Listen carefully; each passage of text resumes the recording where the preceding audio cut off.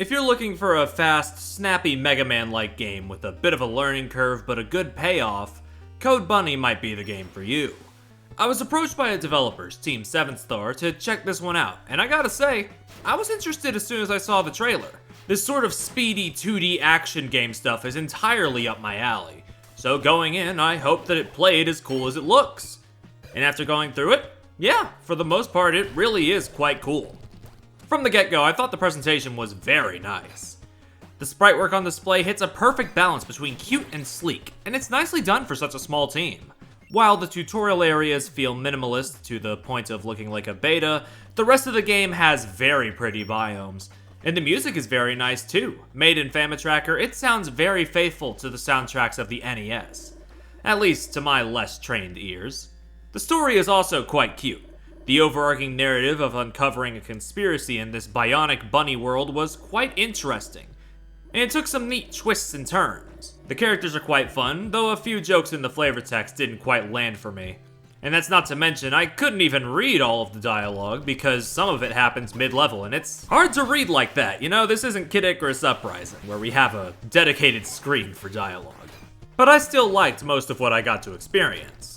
The real talk of the town here, though, is the gameplay, obviously. And in that regard, Code Bunny is a Mega Man X meets Sonic the Hedgehog type beat, fusing that jump and shoot mentality of the former with the speedy playstyle of the latter.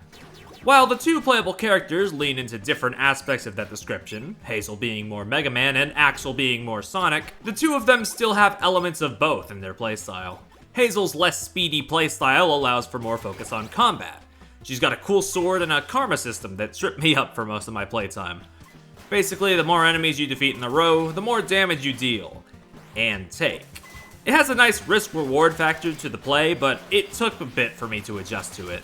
Because of this, I definitely recommend doing her story second. Outside of that though, her homing attack makes platforming feel exceptionally great. The way the player can throw a projectile and draw themselves to enemies easily allows for great flow, especially chaining it. Axel's faster playstyle, on the other hand, is a little less difficult to get behind, though that may be due to my history of playing a lot of speedy platformers. His combat is more melee focused, and his spin attack is a lot of fun to mess around with. It gives the player a burst of speed, soaring through the air, and with that our bunny boy can bounce— oh my god, that's a tongue twister. And with that, our bunny boy can chain bounces off enemies to retain the momentum. I found it quite entertaining to blitz through levels this way. Though as always with these types of games, it took me a couple runs to really get the flow of the level design to mesh with the movement. Though for as cool as the characters and their movesets are, the level design doesn't take too much advantage of their abilities. I loved it when they did, don't get me wrong. The space level in Hazel's campaign where I got the chain homing attacks to multiple ships and enemies, that's the good stuff. But I wanted more like that. It probably doesn't help then that the game is short. Like, real short. I played both campaigns, and each of them clocked in at just over an hour. And that's with me reading every cutscene. I'm not inherently against short games. I love the tiny bite-sized creations of Zioctro, for example. But I know shorter games can be a bit of a tough sell to some people. Whether a game of this length is worth the price is your choice at the end of the day. I got it for free, so I can't really comment on that matter unbiased. But it is a shame that as soon as I really started clicking with the game, it was— though I guess that's what replays are for, and to be fair, the levels are very replayable here. With multiple paths and a strict ranking system in place, I'll definitely be coming back at some point. While it took some time for it to click with me, overall I was impressed with Code Bunny.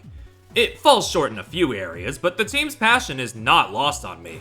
Team 7 Star shows a lot of promise, and as long as they continue to keep making games that appeal to me in both concept and execution, I'll definitely be keeping an eye on what they have to offer.